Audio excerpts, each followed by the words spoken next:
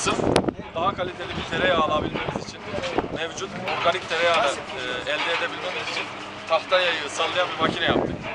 Bunu da Bayburt'ta üretiyoruz. Bayburt'un Yazyurdu köyünde.